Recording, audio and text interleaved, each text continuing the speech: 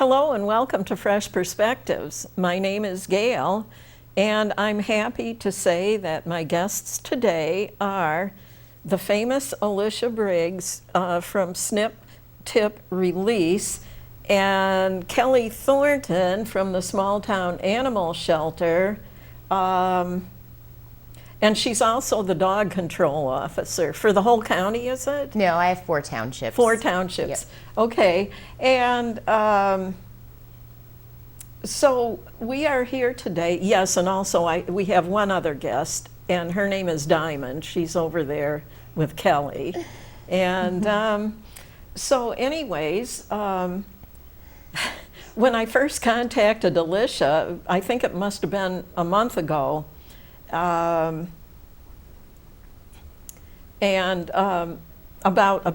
doing an appearance this fall on Fresh Perspectives. And she told me at the time that we have 60 cats and 17 dogs.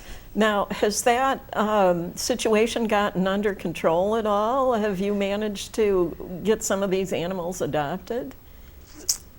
Dogs we have. Oh, no. We've gone from 17 dogs, now we're down to 8. So okay. We've made some progress there. The cats though, not so much. The calls keep coming. Some of the cats probably got adopted and then more came in and took their place, right? Absolutely. Yep.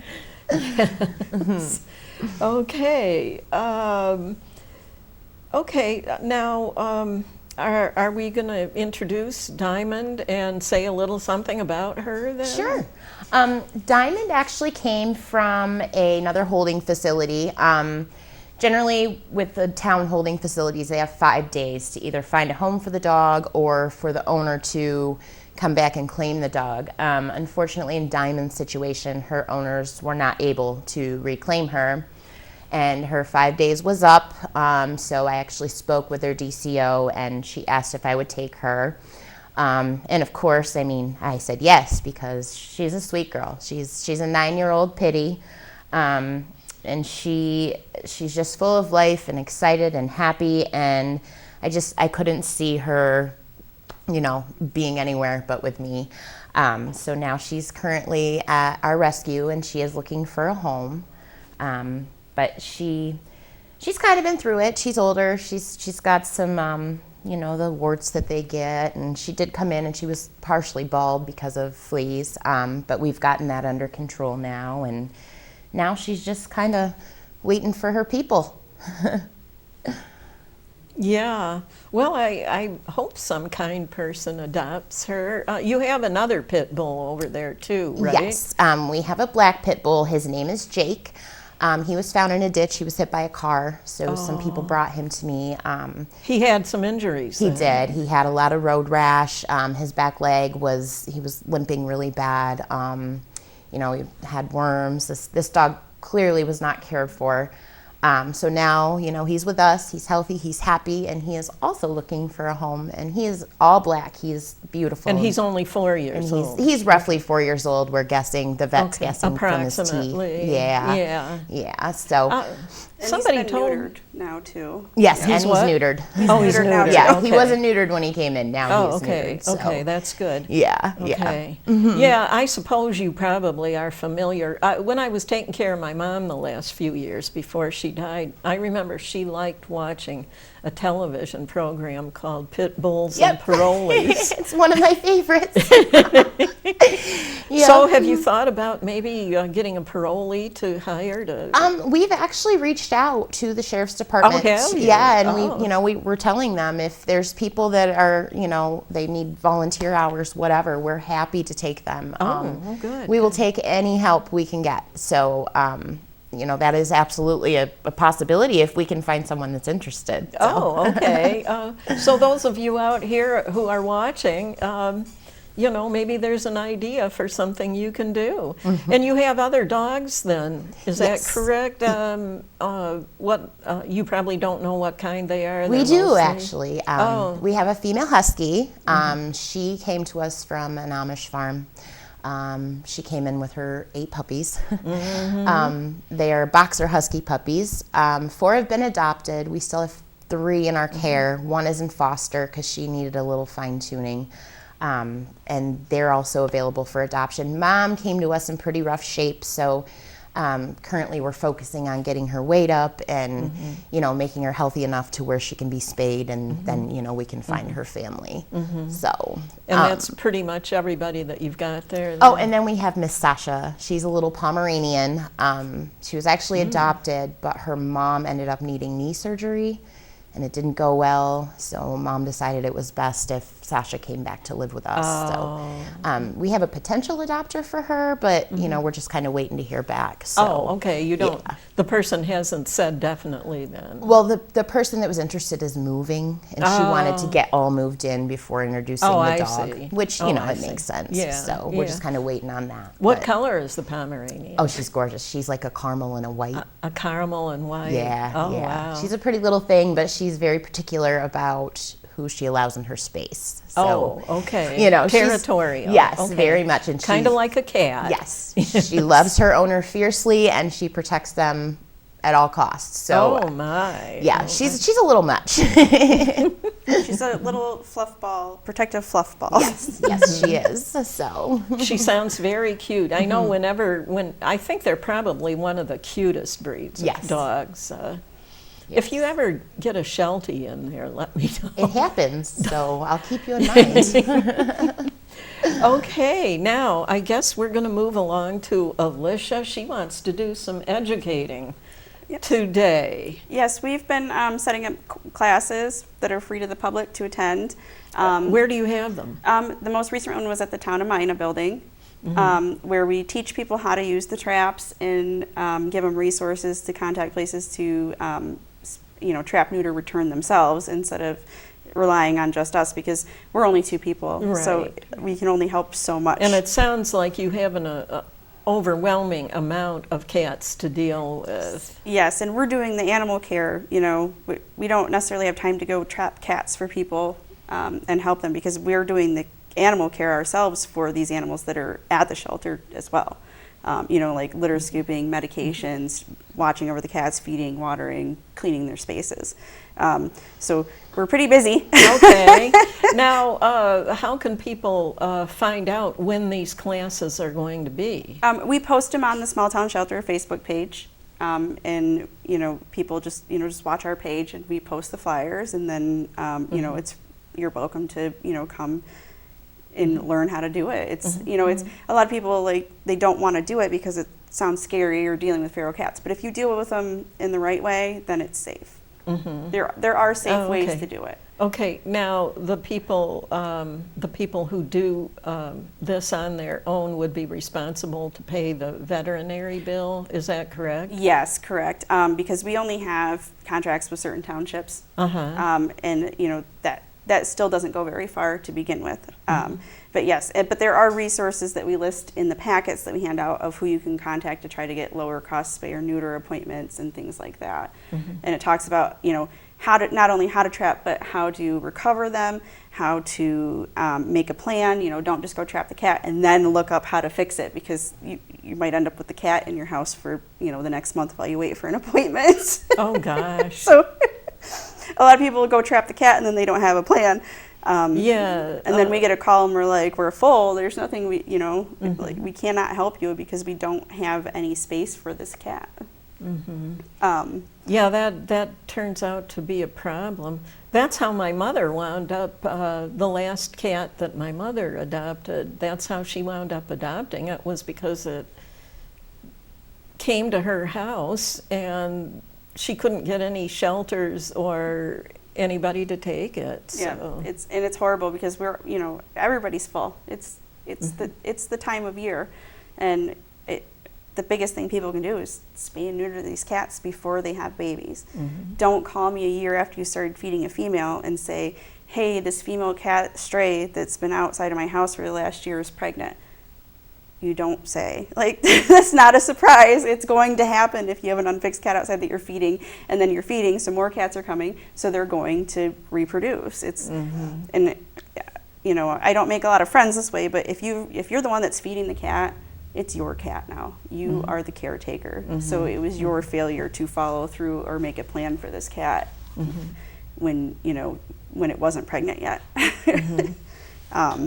Yeah. Because a lot of people are like, it's not my cat. I'm like, well, you've been feeding it. It's your cat now. You created that relationship, and you knew it was a female or a stray cat that probably wasn't fixed, and it's been outside and you've been feeding it, and now it has kittens. That's not a surprise. That's a failure to be responsible. Yeah. To me, that's poor choices. Yeah, I know that some people who foster animals wind up adopting them because they get attached to them. Yeah. They call it a foster failure, where they wind up adopting the animals. Which is why we don't have many fosters right now. Because they already adopted all their animals. Yeah. I'm a foster fail too. I can't say anything. All of my cats are foster fails. Yeah. I just also happen to be the one that took them in the first place. Yeah, I like your T-shirt there with a kitty cat face on it. That's our new logo. Oh, that's cute. Tattoo artist named Anne actually designed it for us. Oh, okay. It was one of the artists that did Tats for Cats last year. Oh, okay. Okay, I guess you did one time say something about Tats for Cats. The money that people were paying for their tattoos went to help the cats. Yes, and we are going to be doing another one this year at Unity Tattoo. We're in the planning part of it. Lots of people went and got lots of cat tattoos. Oh, they did they? Yeah, the tattoos that you get were cats, little drawings of cats. So you got to pick from a flash sheet which one you wanted, and everybody came and got cat tattoos. So, do you think it would help to advertise in the newspaper about these classes? Some people maybe don't have internet service at home, and We definitely need to do better as far as that goes. I was wondering about Yeah, that. Maybe a local radio station could announce for you. We didn't end up advertising it very well the last time because we planned it, and then it was in the middle of season, and we were just bombarded with everything that was going on. So we did fail at that. Not gonna lie, we were very busy, and we took on too much at this all in the same week. So. Because we had clinic that week too, and we kept ourselves busy. Do you help out at the rabies vaccination clinics at all? We actually have our own. You have your As own. the DCO, like I usually try to have one in one of my townships every single year. Okay. So this last one was in Mina, and yes, they count on us to be there, for animal handling, for, just to kind of help the flow of traffic. And I mean, we are definitely needed there, very much so. Oh, but yeah. She handled the dogs, I handled the cats. Yeah. Oh, okay. Yeah. So we have a really good relationship with the health department, which is good. great, Good, because all we have to do is call and they say, all right, let's do it. So do you have any of those trapping classes scheduled yet? Not yet. We are looking into seeing if we're able to do one in Mayville or one in Ripley, places where they're needed. Because the biggest thing is that we're getting to the point where the people that need these cats fixed are going to end up having to schedule an appointment and trapping them themselves, or bringing them to us instead of us coming to trap them. Unless it's a really difficult one, obviously. Like I have one trap set up in Mayville that's been set up the entire summer. And you haven't gotten the cat yet? For 3 years. It's Lola's mom, my cat that I brought here that had the little smush face. And okay. Yeah, no, okay. still haven't gotten her mom. Oh, okay. But we've had a drop trap set up there all summer long, waiting to try to get her. But I'm pretty much wrapping up Mayville. I did get one the other day. I named him the Hulk. This cat has to weigh at least like 27 pounds, and his head's about this big around. Biggest cat we've ever seen. Yeah, huge. And he's like, his head's just huge. And he's got a scar on one of his eyes. Is it that he's been eating too much? Is that it? Or is it just his stature is huge. It's just his bone structure. Yeah. And But I think he's also everything. been eating a little too much wet food, because the situation with him was that he decided he lived on this woman's porch, and she'd been living there for 8 years. So he just moved himself into her porch, and he was attacking her when she was trying to come in the house to demand food from her. So she was kind of throwing wet food and running inside. Oh, gosh. Oh, gosh. But he's the sweetest boy. I can pet him. You just can't pick him up. You know, that's how the cat that presently lives with us is. She's very affectionate towards my husband and I. She adores us, but don't pick me up. Yep. Pet me, but pet me all the time, but don't pick me up. One of her feral cats has been that you weren't really able to pet that much before, is like all over us and lets us pet her, but don't pick her up. And she's all white, she's beautiful, but she was not friendly before. Now she is. Oh, that's good. But she's been there for 2 or 3 years. A while, Yeah. yeah. She's been there for 2 or 3 years now, so she's acclimated to, people being there as a consistent part of her day. Also, we provide the food and water. Right.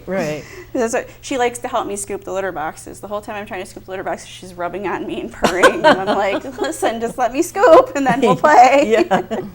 Yeah. We do have some kittens right now, too, but they haven't had 2 vaccines, so we won't bring them out, Oh, yeah. Yeah. Plus, we weren't sure about trying to manage Diamond bring and cats Matt. when you had a pit bull with you. Yeah. You don't know if Right. she's ever been around cats or Right. not. Right. Okay. And we don't want to test it with kittens. Yeah. No. But I did bring my trap so I can show people how they work. Yes, of course. Let me see here. You're fine, baby. You're fine. I know, Diamond. I'm sorry. What's she doing? So this is a full-size trap. He's I gonna help. have a couple other tools here to show people. Uber. All right. And then this is the half trap. The transfer cage, it's called. The transfer cage. Yes. Because you can, this does not trap cats, but it's a trap of, some variation. It's got a plate here to protect your hand so that when you're carrying them, they don't scratch you. Okay. Don't stick your fingers through the wire if you have a cat in it. Really? That's important because they could bite you, and then you'd have to go to the health department and the doctor. It's especially if it's a stray or feral. Right. So if you do trap a cat, we recommend you keep it covered because they'll run back and forth and bruise and cut their face open on the traps. So you have to keep it covered to keep them calm. So this trap, if you're going to be doing like 1 or 2 cats, the green traps that don't have a back door are fine. But the amount of cats that we handle every day, it's important for us to have these back doors. So the trap opens up down here, and this is where the cat would go in to get trapped. So this is, when it's live, it's like this, and then they step on this plate. Oh, I can't fit my finger in there. And then it closes behind them. But when we want to transfer them, it's kind of hard to manage getting traps together like this. Like if they're feral and we need to be able to clean them out or take them to the vet, after surgery, things like that, these doors come off. Oh. So they can move from one trap into the other. Yes, and once they get into the other trap, we have trap forks that we put down in here to keep them from coming back in. Oh, okay. So that we can, you can put one here and you can put one here, and it kind of locks them into place. I've never seen those before. Yes, they are the most important tool. In fact, if we get a feral cat and I want to give it dewormer, or if I want to give it flea treatment, the vet wants to give it shots, anything like that, we can actually put them in here and then kind of butt them up against the edge of the trap with this fork, and then we can give them the medicine through the holes. This is obviously cats that we can't handle. If we can handle the cat, that's a different story. But if it's feral, truly unsocialized, we want to be able to get it that medicine. We want to be able to, treat it, give it its vaccines. This is the safest way that, possible to do it. Okay. Yeah, I remember that last cat that my mother had. We didn't know if she was semi-feral or if somebody had abused her or what. But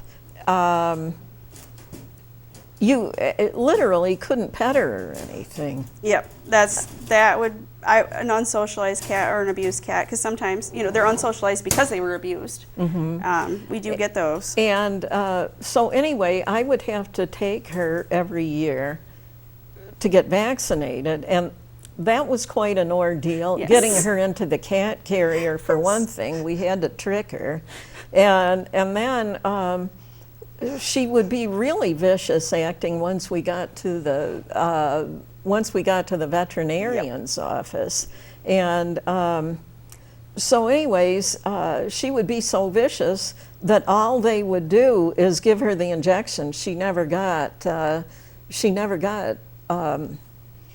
checked out or anything. Yeah. And all They'd they have to do is sedate give her her first. Yeah. vaccinations, and then she did die at the age of only 9 years old, which is fairly young for a cat, Yes. actually, because they can live way into their late teens or even early 20s. I've seen one that was 26. Yeah. 26, yeah. So what it was she had become severely diabetic, and she just got sick. She probably got pancreatitis from it. Yeah, and she was so bad off, we had to have her put to sleep. Yeah, there was no way for you guys to give her insulin shots twice a day. No, No, there's just not possible. So it was kind of heartbreaking. We felt sorry for her, but my mother had her for several Yes, you gave her the best life several she could. years. Until we did the best we changed. could, and then all of a sudden it was over with. So Yeah. after my mother died, I took her out to my house, and then she was with us for the summer, and then all of a sudden she got really sick. And Yeah. That's how it happens, unfortunately, especially with liver and kidney failures and cats and diabetes. If they're not socialized, there's not a whole lot you can do. yeah, It's the other big important thing for this, when you're trapping, use wet cat food. Put it on a paper plate in the back. Do not feed out of these cans. The cats cut their tongues on them, and it's a permanent injury. I see it all the time. Oh, really? It doesn't heal, huh? No, it rips their tongue. I've had Oh, cats with gosh. split tongues because of it. Do not feed out of these cans. They will cut their mouths on it eventually. It's not a matter of if, it's a matter of when. And that can lead to infection and all sorts of things. The cat could die because you fed him out of a metal can. So it's important to put it on like a paper plate. It's also important to feed in the same place that you're putting the trap ahead of time, at the same time every day. I see. So Okay. you're training the cat to come to this spot to eat. The other nice thing about these traps is that if you want them to get used to there being a trap there and eating out of it safely, you just take the back door off and put the food in it like you normally would, and then you turn it around when you're ready after a couple days and put the food in it and set it live, and they'll go in and eat. Oh, okay. Really, you're training the cat to get trapped. It's, a lot of people just want instant results, but cats are finicky. So you're not going to get instant results with cats always.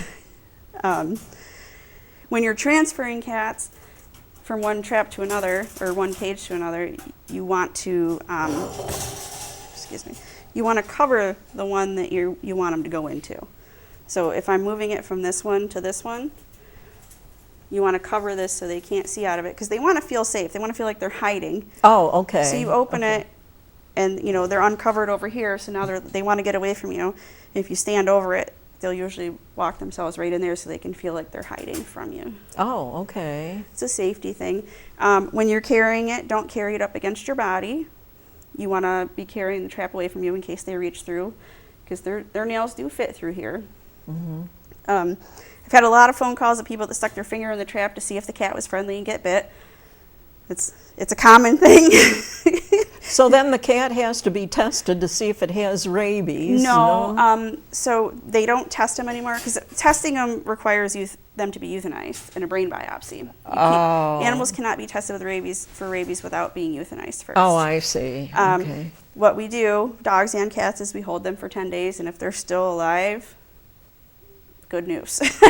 Okay. If they die before then they need to go get tested. It usually takes cats a shorter amount of time to get rabies and die from it than it does humans, so that you have that little bit of leeway. Okay. I So wound up basically, you don't put yourself at risk of getting bit by them during those 10 days. Right, correct. We do end up with cats that have bit people that have to be held for 10 days, and they don't know how to hold them because they're feral. So we end up having to hold them. We can't fix them. We can't vaccinate them. We can't put flea medicine on them. We can't do anything with them until those 10 days are up, just in case any of those things affect their health. Because if that affects their health, we don't know if it was from, if they were allergic or got poisoned by something, or if which is uncommon. I mean, most of the products are safe, but it's just the rule. Yeah. You don't know if yeah. it's from rabies or if it was from the product. So none of that. Okay. So we end up having to hold them for 10 days, and then we contact the health department, let them know that the cat's still alive and fine. Oh, you don't like the cameras, huh? Diamond does not like the cameras. They make her nervous. Yeah, you guys didn't know that before today. No, I we don't take it. have cameras set up around the shelter. Well, we have one security camera set up inside right now, trying to figure out what got in. Something got in and ate the cat food, so I set up a camera to try to figure out what it was. You would think with all the cats in there that whatever it was wouldn't be in there for very long. Yeah, you would think so. That's why they're wouldn't you? breaking into the dog side. Not Yeah, the you cat know, side. I remember when I was texting with you guys last night, I had happened to mention that you were referring to your pit bulls as puppies. And so it just occurred to me to mention that, that baby bats are referred to as pups.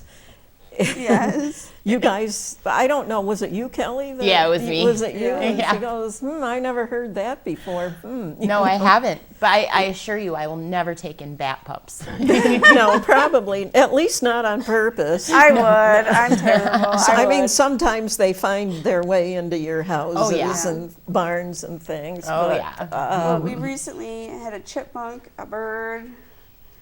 What else got brought to us that we were like, I think just 2 birds and a chipmunk. Two yeah. birds and a chipmunk Yeah. got brought in. Yeah.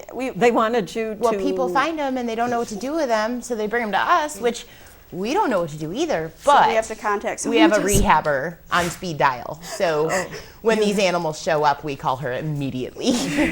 We're like, please come get this. Okay, so this would be like a wild chipmunk. Yeah. then? Yeah.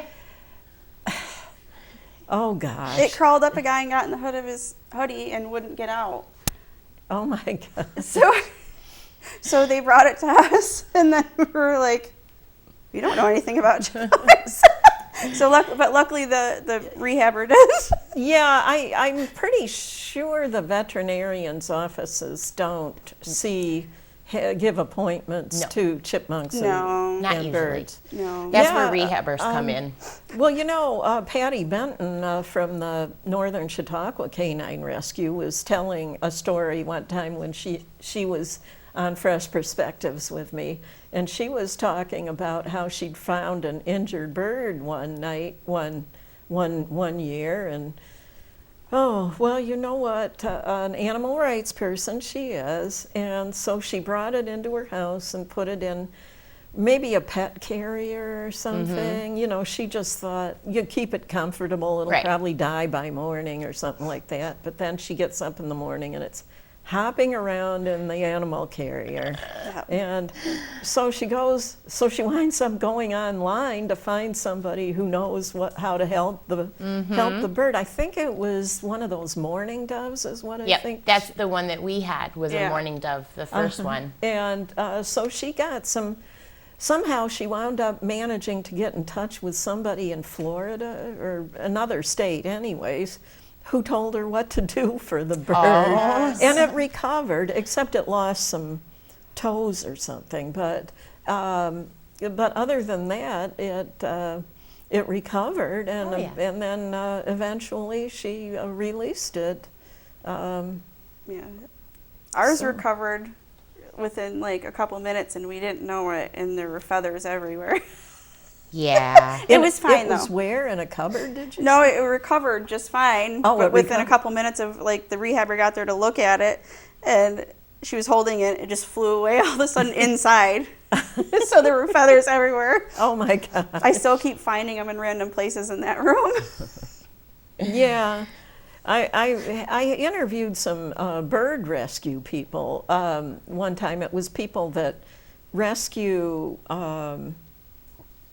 domestic types of birds, you know, that have either gotten out or something, or or maybe somebody can't keep it anymore or something Yes. like that. And they live a long time, especially the bigger ones. So, Yeah, like the parrots. Yeah. Yeah, she said if you ever get a parrot, make sure you put it in your will who you want to have the Yep. animal after you're Yes.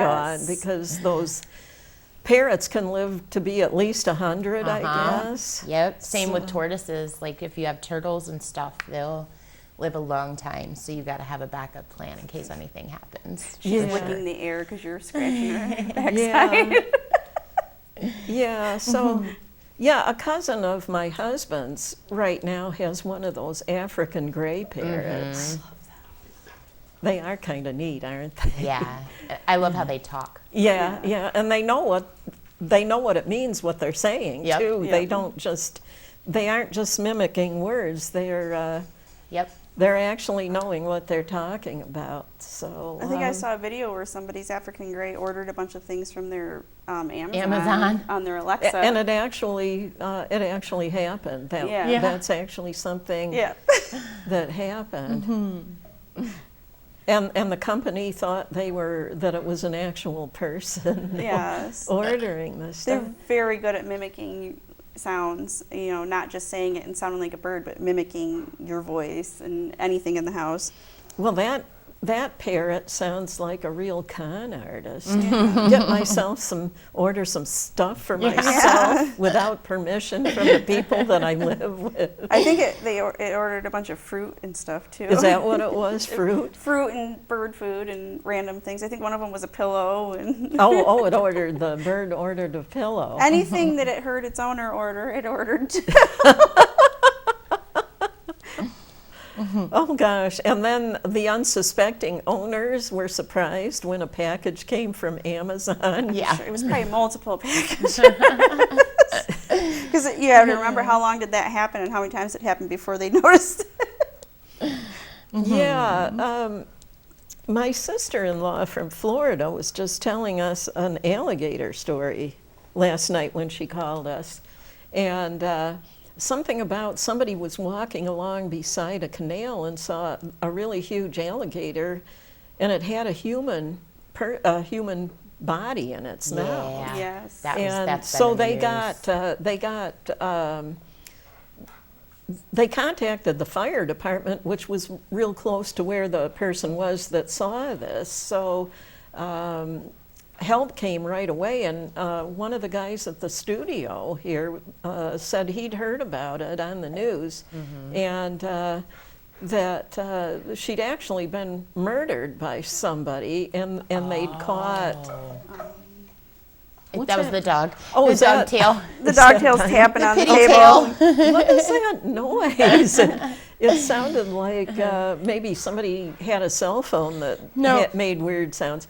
So anyways, he said they figured out that she'd actually been murdered, and they found out who did. They actually managed to find out who did it. Wow. So Wow, I didn't know that part of it. Yeah, I didn't know that part either. I guess it must have just come out in today's Yeah. news, because I don't watch the news like I should because I'm Yeah. usually pretty busy. well, Yeah. maybe it's better if you don't, because so True. much of it is Yes.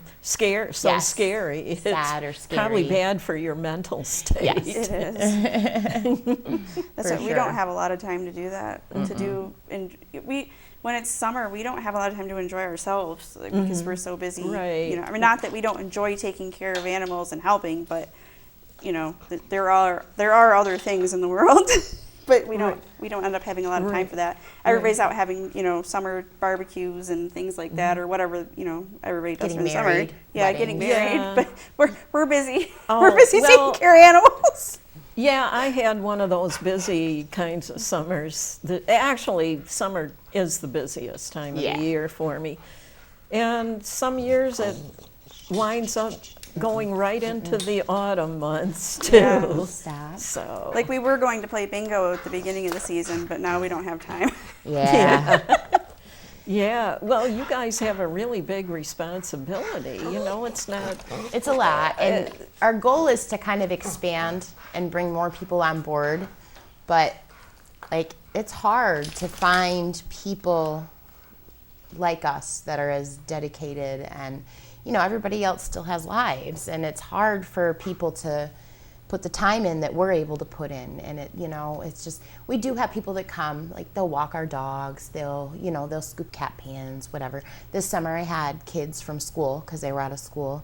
So I had 3 kids that came every morning and walked dogs for me, and they'd help me clean the kennels, but then school was back in session, so I lost them.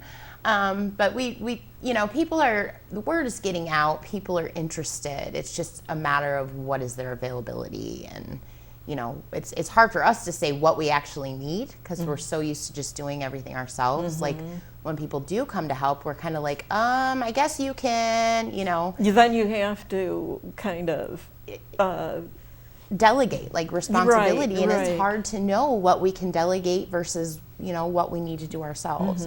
You have to ask them, what kind of experience do you have? Right. Yeah. What would work for, what would you be able to do? Yes. Yeah. Luckily, everybody can walk dogs. So we found these amazing harnesses so the dogs can't pull. I mean, it's made a huge difference. Like, so walking them is much easier, and more people are able to help in regards to that. So. And she's the only one that we walk by herself because she's just so. As soon as she hears the word, she's The word just too excited. W-A-L-K. I'm not going to say it now because she gets her big old pity smile, and she's she watches us get her harness down, and she shakes her tail, and She's actually the only one that doesn't jump at our face when we get the harness on her. But then she's like just bebopping around everywhere, ready to go. Yeah. She's like, I don't have time to wait for you. Let's go. Well, pit bulls have a bad reputation. Do you want to talk about that a little bit? I actually would. So this area, there's a lot of pit bulls. Most mixed breed dogs have a little pit bull in them, like honestly. Yeah, I've noticed that in pictures I've seen Yes. in the newspapers and things. A lot of the dogs that they feature look like they might be part pit bull. Yes. Every shelter right now is full of pit bulls. I actually am trying to transfer her out to, so she has a bigger adoption pool. But everyone right now is like, we can't take pit bulls right now. And it's sad because they really are great dogs. There are things about them you need to be aware of.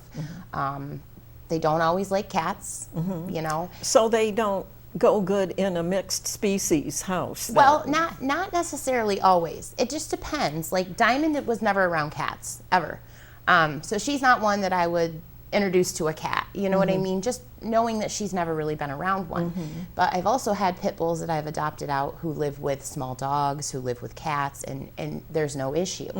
I think it's just the rap that they have gotten, and unfortunately, most pit bull, well, not most pit bull owners, but several pit bull owners don't train them correctly. And then they end up in the shelter and they have behaviors that are frowned upon, obviously.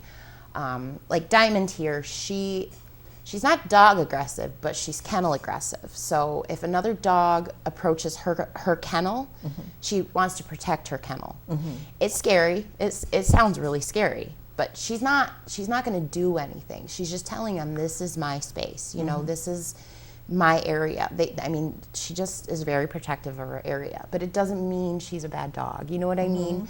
And I think that people just automatically write them off. Well, I don't like what they just did. But I'm going to tell you right now, like, I've met some German Shepherds. I was more afraid of them than any pit bull I've ever met. Oh, is that right? Yes. Like, any dog breed can be aggressive, I'm afraid of the Pomeranians. Are you really? And I have a little terrier. He's a monster. Her terrier tries to eat me. Oh, my terrier's a monster. Like, my daughter's friends won't come in the house unless he's kenneled. Like, he's like this big. He's, but I mean, it's just, I hate that pit bulls get the rap that they do, because I've had when I first started this, I was shy around the pit bulls. I wasn't really sure. But now that I've had them for so long, like, they're great dogs. They really are. And thus far, I've pretty much found homes for all of them, and all the homes were successful. And you got to know their needs, and know what they react to, and it's like any dog though. And it makes me sad though that, the shelters are full of these poor dogs that really, they're not bad dogs, Our but most difficult pit bull got adopted a couple months ago, and she put us through the ringer. Yeah. She put you Nina. through the ringer. Oh, she was rough. I actually rescued her. Well, she was in a house, and code enforcement came in to condemn the house. Well, the people had left her. So I was nervous. I went into the house. I didn't know anything about this dog, Well, I told everybody to stay outside because I didn't know this dog. I chased her around for a while. She growled. She snarled. Well, then I finally got the catch pole on her, and I got her outside. The minute she got outside, her tail was wagging. She was like, people, they're wonderful. She was just protecting her space. But we got her home to the rescue, and she was very vocal. Very vocal. Like 24 hours a day. 24 hours a day vocal. You mean she was barking all the time? Constantly, because she wanted people, because she had been left in that home for so long by herself. So, we'd try to do cat chores, she'd bark the whole time. We'd try to let the other dogs out, she'd bark the whole time. It was rough. But it's kind of funny, the people that ended up adopting her, he had 2 great big pit bulls. And so I require a meet and greet before I'll adopt a dog out. So he's the other dogs meet the ones. So he's walking down the sidewalk toward my house with these big old dogs who I was like, I'm afraid they're going to get loose. Like, they're huge. So he was adamant he was taking her home that day. Well, his female dog was kind of snarly at Nina. And I was like, yeah, I don't really like that. And he goes, just give me a minute. So he worked with them. I'd say he was there probably an hour and a half. And before it was over, she was laying in the grass with his dogs.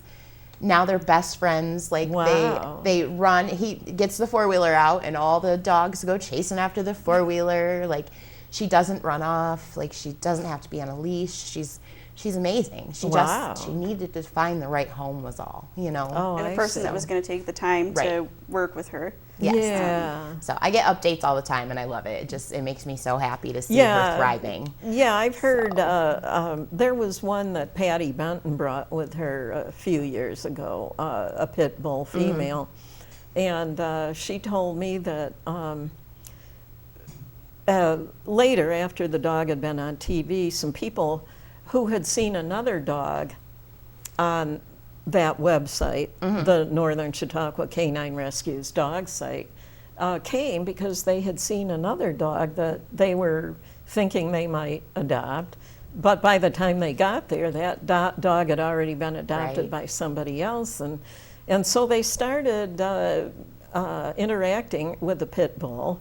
And they said, this is a really nice dog. Yeah. I guess she'd been there quite a while. And how come she hasn't been adopted? And they said, because she's a pit bull. And well, they liked her so much, they couldn't get the one they came for, but they liked her.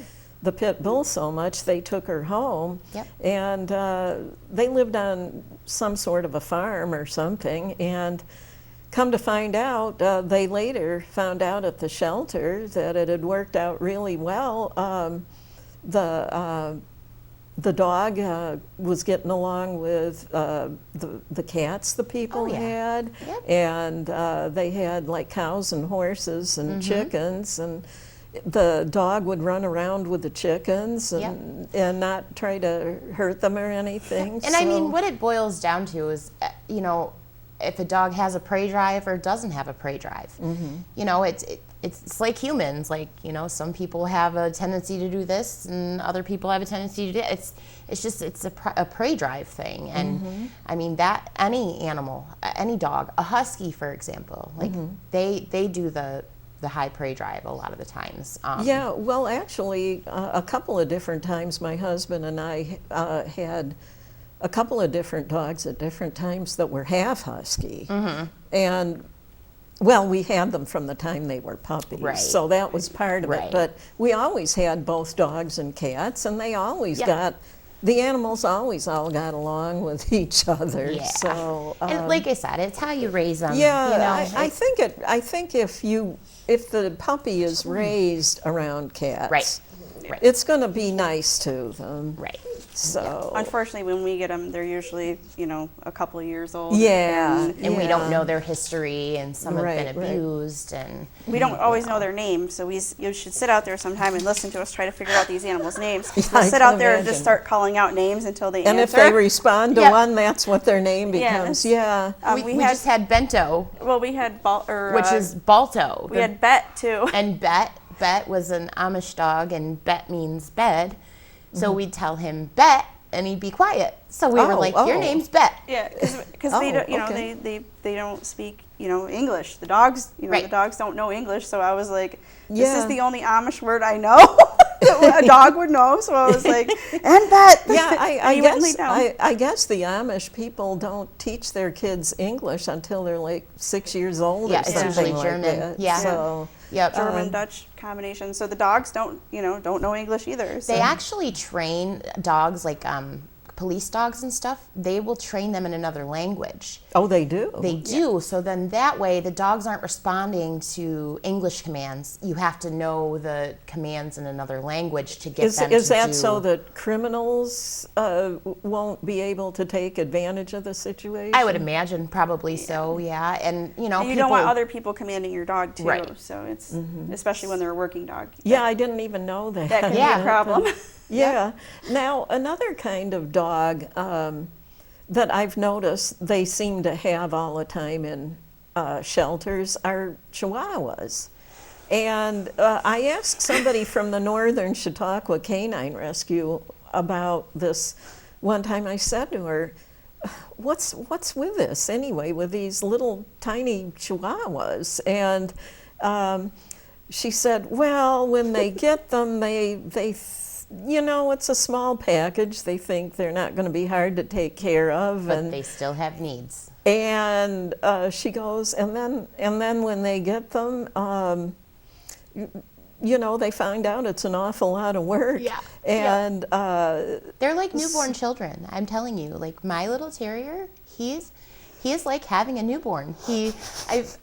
Everything that I do, I have to worry about him and how he's going to react. And, it's just, little dogs are hard. They have a lot of personality and they think they're big dogs.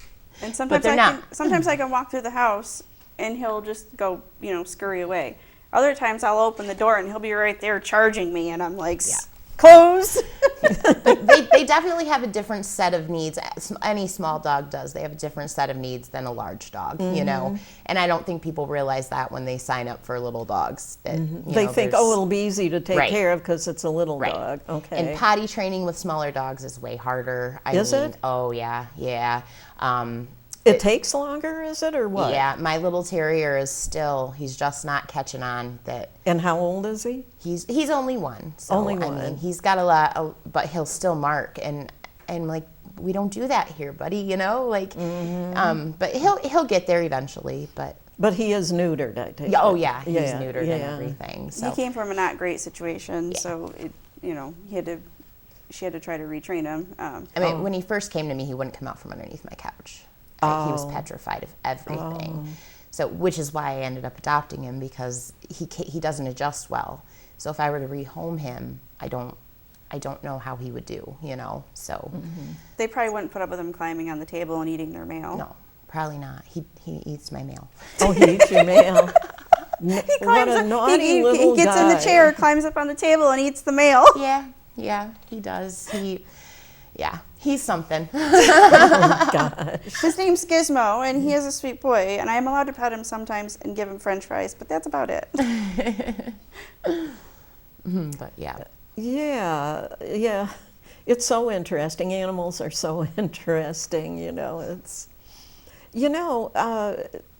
and if you're around, even wild animals, if they're around, like in your yard a lot or something, you start to know what they're thinking because of what they do. Now, we've had 2 does with fawns that keep visiting our yard. And we've got some old apple trees, and the apples in them aren't much good, but, they fall out of the trees and the deer eat them. And, well, anyway, we discovered that the deer will one of the does has one fawn, and the other one has a set of twins.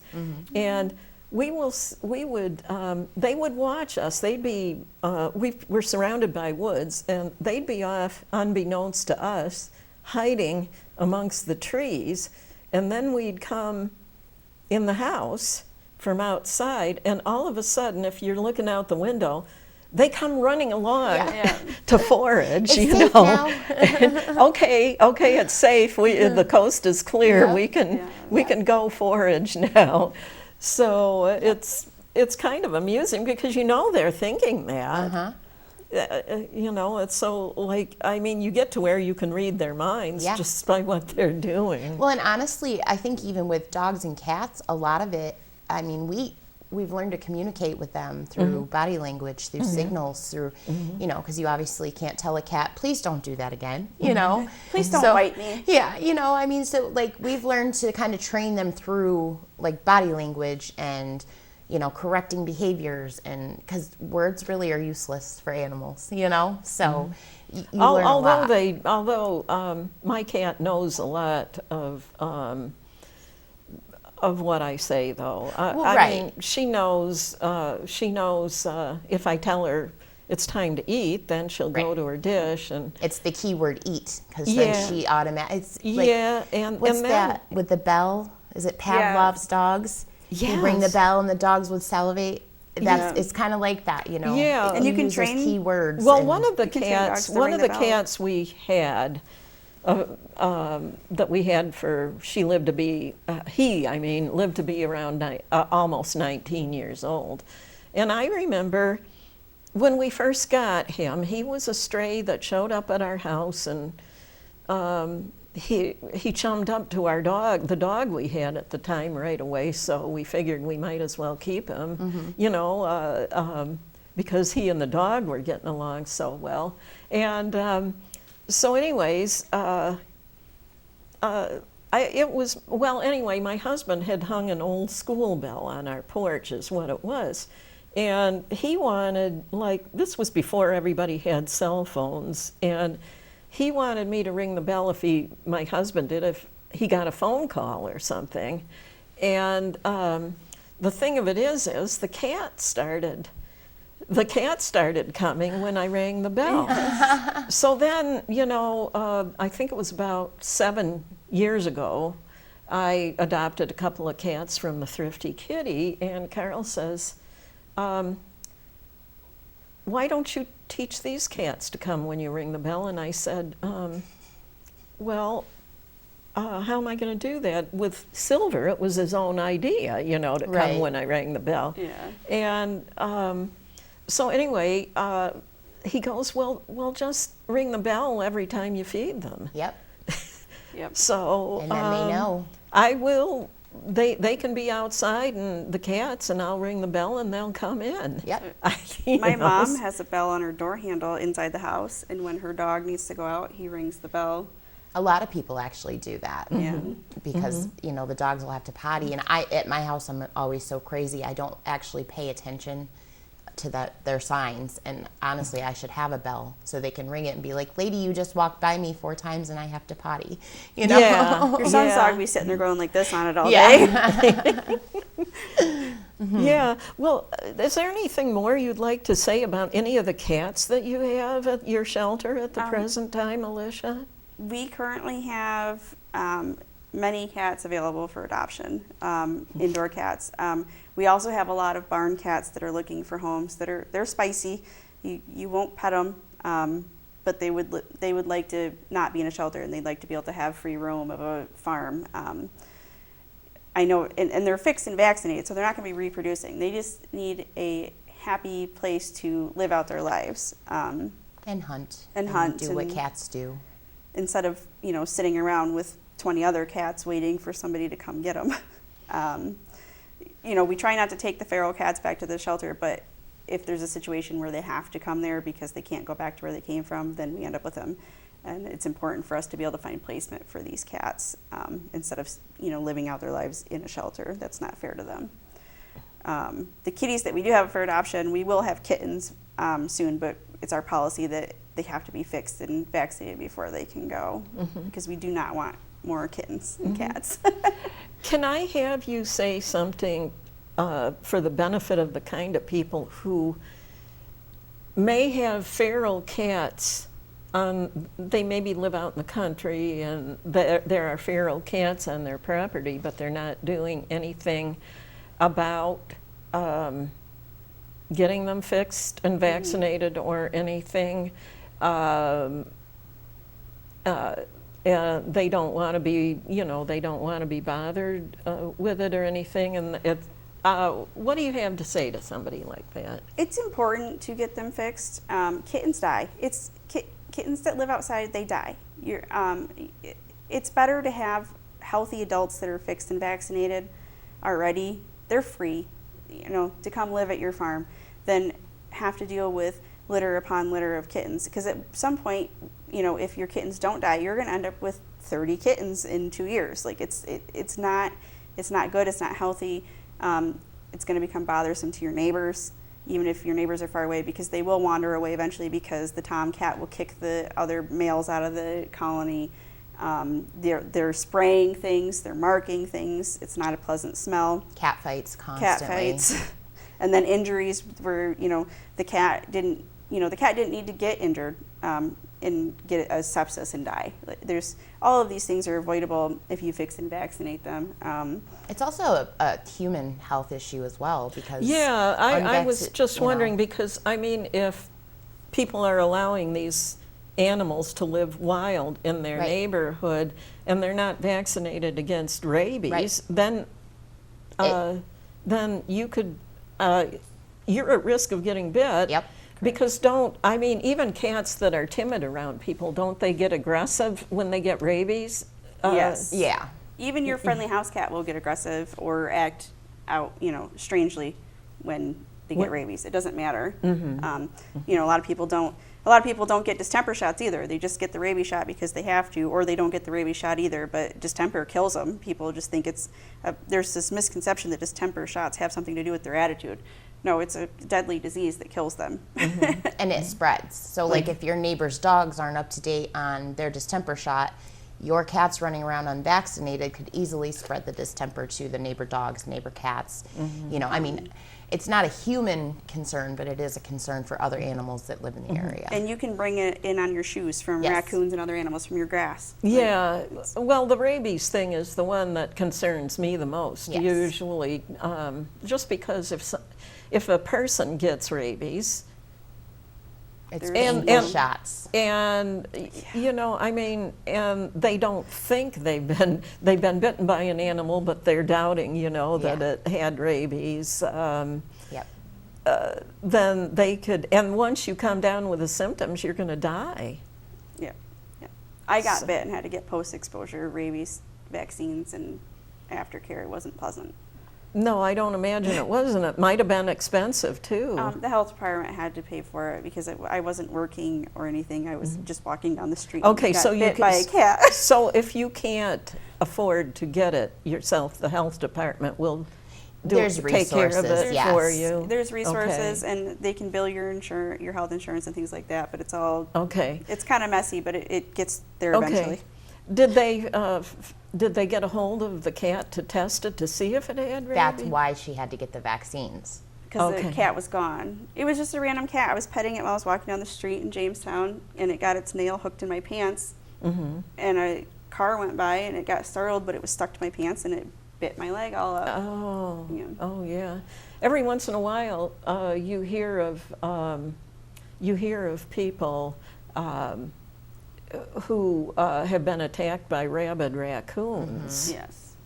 And the child that was attacked over the summer was attacked by a rabid fox. Somebody in Bemis Point. Yes. In Bemis Point, somebody got attacked by a rabid fox. And there was a cat in Westfield 2 years ago, I think. It was 3 now. Was it 3? Yeah. There was a cat that did have rabies, and it bit a child. So, it's possible. It happens. It really does. And people they don't realize the importance of these vaccines. So. I believe that we've come to the end of another episode of Fresh Perspectives.